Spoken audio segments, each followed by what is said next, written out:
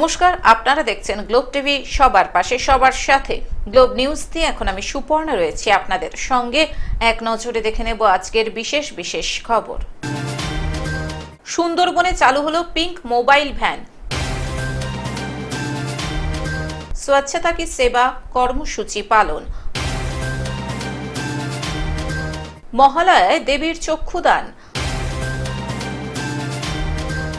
মহিলাদের নিয়ে তর্পণ অনুষ্ঠান। নির্যাতিতার নামে তিল তর্পণ।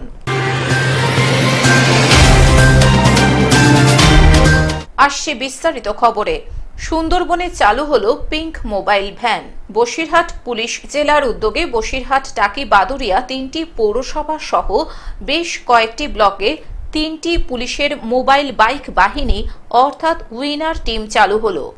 সেখানে 15 জনের কালো পোশাকধারী উইনার্স মহিলা সদস্যরা থাকবেন। পুলিশের মোবাইল ভ্যানের গায়ে একটি টোল ফ্রি 112 নম্বরে ডায়াল করলে সাধারণ মানুষের পাশে পৌঁছে যাবে এই বাহিনী। আরজিকর কাণ্ডের পর রাজ্য পুলিশ নিরাপত্তা নিয়ে যে নড়েচড়ে বসেছে তা বলাই বাহুল্য। আর সামনে পুজো, ছদ্মবেশে এই মহিলা বাহিনী সাধারণ মানুষের সঙ্গে ধীরে ধীরে মিশে যাবে। যে কোনো জনবহুল এলাকায় নারী সুরক্ষা দিতে এই ধরনের উদ্যোগ নেওয়া হয়েছে। তাদের পাশাপাশি আরও 15টি মোবাইল টিম বানানো হলো। সেই টিমে থাকবে বেশ কয়েকটি মোবাইল ভ্যান, সঙ্গে থাকবে পিঙ্ক কালারের ড্রেস পরা মহিলা বাহিনী। তারা এই তিনটে পৌরসভা বাদে বাকি সমস্ত গ্রামে টহল দেবে। কখনো কেউ সমস্যায় পড়লে টোল ফ্রি নম্বরে ফোন আসলেই তার পাশে গিয়ে সহযোগিতার হাত বাড়িয়ে দেবে এই মহিলা টিম। আজ দুপুরবেলায় পিঙ্ক মোবাইল উদ্বোধনে হাজির ছিলেন উত্তর 24 পরগনার পুলিশ আধিকারিক ভাস্কর মুখোপাধ্যায়, বসিরহাট পুলিশ জেলার পুলিশ সুপার হোসেন মেহেদি রহমান, অতিরিক্ত পুলিশ সুপার পার্থ ঘোষ, বসিরহাট থানার ভারপ্রাপ্ত আইসি রক্তিম চ্যাটার্জি সহ পুলিশ কর্তারা। এদিন বসিরহাট পুলিশ জেলার সংগ্রামপুরের মূল অফিসে পিঙ্ক মোবাইল ভ্যানের উদ্বোধন করেন আধিকারিকেরা। তারা বলেন, যে কোনো অভিযোগ আসলে সহজেই পৌঁছে যাবে সেই জায়গায়, আর এই নম্বর সাধারণ মানুষকে দিয়ে দেওয়া হবে যাতে তারা নিরাপত্তাহীনতায় না ভোগেন। ঘরের দুয়ারে এই ভ্যান পৌঁছে যাবে। অনেক সময় প্রান্তিক মানুষেরা থানায় অভিযোগ করতে আসলে বিভিন্ন সমস্যার সম্মুখীন হন। এবার তাদের কাছে পুলিশ আধিকারিকেরা পৌঁছে যাবে। এই উদ্যোগকে সাধুবাদ জানিয়েছেন বসিরহাটের মানুষজন। মাননীয় মুখ্যমন্ত্রীর অনুপ্রেরণায় এবং ডিজি সাহেবের তত্ত্বাবধানে আজকে বসিরহাট পুলিশ জেলাতে পিঙ্ক মোবাইল উদ্বোধন হলো। এই পিঙ্ক মোবাইল যেটা মহিলা সুরক্ষা গ্রামাঞ্চলে এবং শহরাঞ্চলে দু জায়গাতেই মহিলা সুরক্ষার দিকটা দেখবে। যদি কোনো কমপ্লেন্ট আসে কন্ট্রোল রুম থেকে আমরা পিঙ্ক মোবাইলকে ওই কমপ্লেন্টের দিকে ডাইরেক্ট করে দেব, যাতে রেসপন্স টাইম আরও বেশি ভালো হয়। এটা ধীরে ধীরে আমরা ওটাকে মনিটর করব। এবং যেটা উইনার্স টিম আপনারা দেখলেন, ওটা 3টা মিউনিসিপ্যালিটিতেই চলবে। আগে শুধু বসিরহাটে চলতো, এখন বসিরহাট, টাকি, বাদুরিয়া 3 মিউনিসিপ্যালিটিতেই চলবে। হ্যাঁ, পুরোটাই মহিলা পরিচালিত হবে, কিন্তু অফিসার্স মাঝে মাঝে ছেলেও থাকতে পারে। বসিরহাট থেকে শ্যাম বিশ্বাসের রিপোর্ট, গ্লোব নিউজ। স্বচ্ছতা কি সেবা কর্মসূচি পালন। আজ জাতির জনক মহাত্মা গান্ধীর জন্মদিবসে পশ্চিমবঙ্গ সরকারের পঞ্চায়েত ও গ্রামোন্নয়ন দপ্তরের উদ্যোগে হরিপাল আশুতোষ পঞ্চায়েতের অন্তর্গত হরিপাল উড়েবাজার এলাকায় গান্ধী জয়ন্তী উপলক্ষে স্বচ্ছতা কি সেবা কর্মসূচি পালন করা হলো। উপস্থিত ছিলেন রাজ্যের মন্ত্রী বেচারাম মান্না, হরিপালের বিধায়িকা ডক্টর করবী মান্না, হরিপালের বিডিও পারমিতা ঘোষ সহ সরকারি আধিকারিক বৃন্দ। দেখুন, অভিনব নয়, এটা স্বচ্ছ ভারত মিশন প্রকল্পের মিশন নির্মল বাংলার আওতায় আমাদের স্বচ্ছ অভিযান। আজকের বিশেষ দিন, আজকে জাতির জনক মহাত্মা করমচাঁদ গান্ধীর জন্মদিন, এই 2রা অক্টোবর। এবং জানেন শারদ উৎসব শুরু হয়েছে, আজকে মহালয় মাতৃপক্ষ পড়েছে। তাই আমাদের বাংলাকে স্বচ্ছ করার লক্ষ্যে আমরা আমাদের রাজ্যের পঞ্চায়েত ও গ্রাম উন্নয়ন দপ্তরের উদ্যোগে আমরা হুগলি জেলার হরিপাল ব্লকের উড়েবাজারে আমরা এই স্বচ্ছ অভিযান শুরু করলাম, যা সারা পশ্চিমবঙ্গের প্রতিটি গ্রামাঞ্চলে এই অভিযান চলবে। যেহেতু দুর্গাপূজা শুরু হচ্ছে, তাই মেলাকে সামনে রেখে একদম নিজস্ব এলাকা পূজা মণ্ডপগুলো যাতে পরিষ্কার পরিচ্ছন্ন থাকে, এই অভিযানের হচ্ছে মূল লক্ষ্য। তাই আমরা আজকে এখানে এসেছি। এখানকার বিধায়ক ডাক্তার করবী মান্না, বিডিও ম্যাম রয়েছেন হারমুজা ঘোষ, পঞ্চায়েত সমিতির সভাপতি, সহকারী সভাপতি এবং জয়েন্ট বিডিও, জনপ্রতিনিধিরা, এলাকার মানুষ এই অনুষ্ঠানে অংশগ্রহণ করেছে। এবং আমরা যদি এইভাবে মানুষকে সচেতন করতে পারি তাহলে একদিন বাংলাকে আমরা সত্যিকারেই প্লাস্টিক মুক্ত নির্মল পরিবেশ তৈরি করতে পারবো। এবং আমাদের রাজ্যের মাননীয় মুখ্যমন্ত্রীর যে অঙ্গীকার মিশন নির্মল বাংলা, বাংলাকে পরিচ্ছন্ন নির্মল করার লক্ষ্যে যে অভিযান, সেটা আমরা শুরু করতে। হুগলি থেকে কৌশিক ঘোষের রিপোর্ট, গ্লোব নিউজ। মহালয়ায় দেবীর চক্ষুদান। 129 বছরের ঐতিহ্য মেনে আজও বহরমপুরের সেনবাড়ির দুর্গাপুজোয় মহালয়ায় দেবীর চক্ষুদান করা হয়। অবিভক্ত বাংলার সার্জন বাবু রাধাকৃষ্ণ সেন 1896 খ্রিস্টাব্দে তার কন্যা বিন্দুবাসিনী দেবীর ইচ্ছাতে বহরমপুরের খাগড়া এলাকায় এই দুর্গাপুজোর প্রচলন করেছিলেন। তখন থেকে আজ পর্যন্ত দেবী দুর্গাপুজোর প্রচলন রয়েছে এই বাড়িতে। আজও প্রাচীন ঐতিহ্য রীতিনীতি মেনে মহালয়ার দিন দেবীর চক্ষু দান করা হয়। সেনবাড়ির সদস্য সুবীর সেন জানান, 1896 খ্রিস্টাব্দে রাধা রমন সেন যে শাল কাঠের পাটার উপরে দুর্গাপুজো করেছিলেন, সেই পাটাতে দুর্গাপুজো আজও হয়ে আসছে। আমাদের সেনবাড়ির পুজো এই 2024 সালে 129 বছরে পদার্পণ করলো। অবিভক্ত বাংলার সাবজজ তথা বহরমপুর কৃষ্ণনাথ কলেজের প্রথম এফে বাবু রাধাকৃষ্ণ সেন 1896 খ্রিস্টাব্দে তার বাল্য বিধবা কন্যা বিন্দুবাসিনী দেবীর ইচ্ছেতে এই বাড়িতে দুর্গাপুজোর প্রচলন করেন।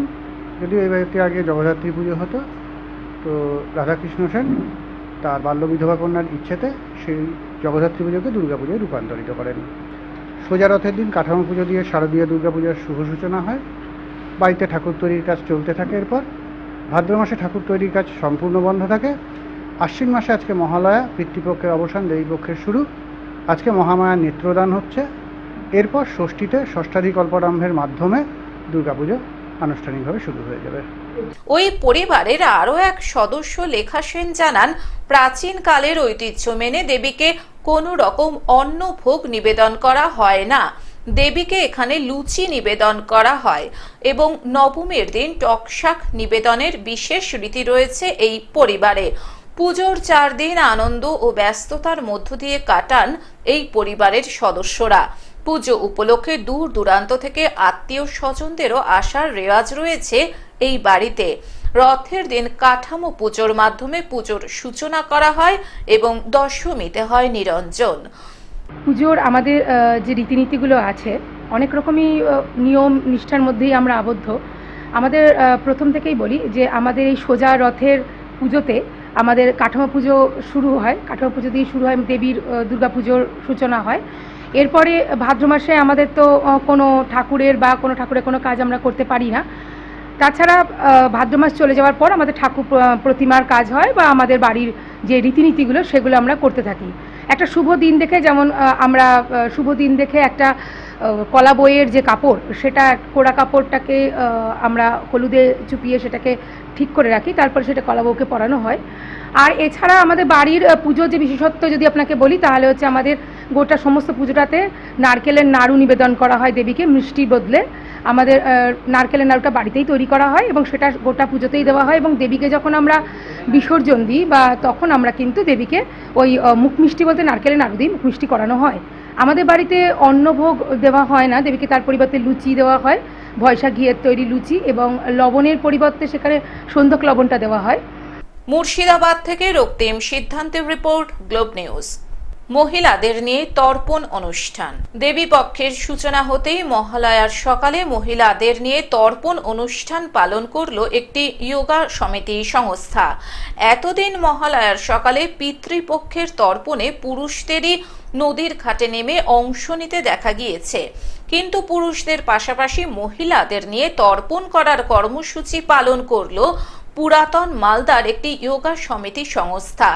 আজ বুধবার ভোরে পুরাতন মালদার মঙ্গলবাড়ি মহানন্দা ভবনঘাট এলাকায় প্রায় 50 জন মহিলার উপস্থিতিতে তর্পণের কর্মসূচি পালন করা হয়।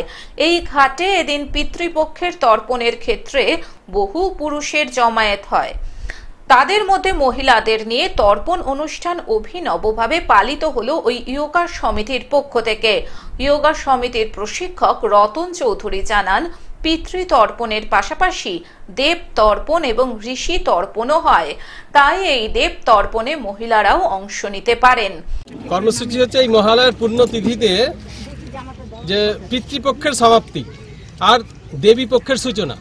পিতৃপক্ষের সমাপ্তি, দেবী পক্ষের সূচনা। ঠিক আজকের দিন থেকে দেবী পক্ষের শুরু, মানে স্বর্গ থেকে ধরাধামে মা দুর্গা আর আমাদের স্বর্গ থেকে ধরাধামে আসছেন, এই দেবী পক্ষের শুরু। এই দেবী পক্ষের পুণ্যতিথিতে পূর্বপুরুষরা, আমাদের যত পূর্বপুরুষ আছে, শুধু পূর্বপুরুষই না, পৃথিবীতে যত কীটপতঙ্গ আদি জীব আছেন, আর প্রত্যেকেই আজকের দিনে যারা গত হয়েছেন, যে আমরা জানি আমাদের শাস্ত্রে আছে যে 84 লক্ষ যোনি ভ্রমণ করতে হয়, তো এই ব্যাপারগুলো আছেই। তো ওই জন্য আজকের দিনে সবাই হাহাকার করে থাকে তাদের পূর্বপুরুষ, তাদের যে যারা এই ধরাধামে যাদের বংশ পরম্পরা ছেড়ে গেছেন যেইভাবে তাদের কাছে। তো সেই অনুসারে আমরা এই নিঃশুল্ক একটা যোগ শিবির আমাদের এখানে চলে পতঞ্জলি যোগপীঠের পরিচালনাতে। তার পরিচালনাতেই আমাদের এই মহালয়ার পুণ্যতিথিতে তর্পণ অনুষ্ঠান করছি আমরা। মালদা থেকে অভিষেক দাসের রিপোর্ট, গ্লোব নিউজ। নির্যাতিতার নামে তিল তর্পণ। আরজি করের নির্যাতিতার নামে তিল তর্পণ জলপাইগুড়ির তিস্তাপাড়ে। রাজবাড়ির দিঘিতে তর্পণ করেন স্বেচ্ছাসেবী সংগঠনের সদস্যরা।